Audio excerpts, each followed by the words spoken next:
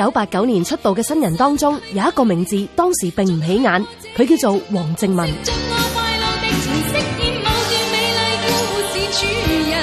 樂壇發展總係日新月異。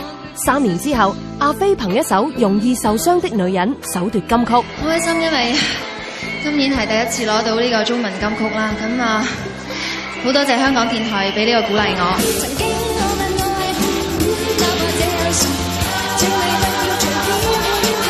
一首王菲自己填詞嘅《執迷不悔》，真誠咁表達出佢嘅生活態度。好開心我自己第一次填詞呢隻歌可以攞到獎，咁啊喺度好多謝寫呢隻歌嘅袁惟仁先生。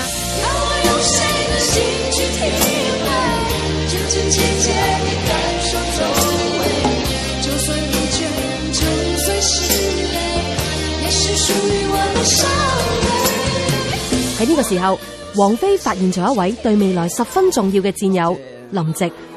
多謝王菲，因為佢將呢首歌唱得好，所以先至有機會。自此之後，王菲喺10大中文金曲上邊得獎同埋演唱嘅所有作品，都係出自林夕之手。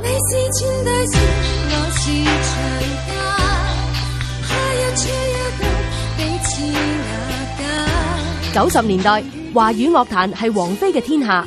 94年，佢改回真名王菲，佢揾到自己想走嘅路，佢決心以最王菲嘅態度表現自己。對演唱會開演唱會冇乜興趣。我唔係好有興趣嘅啫，講真，到而家都係。係，即係我係一時時噶嘛，有時會突然間就想做一樣嘢咁樣。我都話我唔中意做 show 噶啦，其實做 show 係啦，即係中意錄唱片或者做你嘅音樂。其實個個 show 都差唔多，我冇乜特別感覺嘅。酷係王菲最重要嘅標誌。我冇乜嘢講嘅，我又驚講出嚟又咩嘅，係啦，即係費事可能有啲誤會發生。費事咁多誤會啦。王菲嘅音樂魅力征服咗整個華人世界。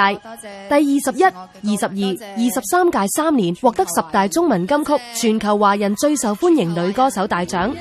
王菲呢一個名字從此響徹華人世界。做自己係王菲嘅人生哲學。聽住王菲嘅歌，時刻提醒我和你愛自己，做自己。沒有他依靠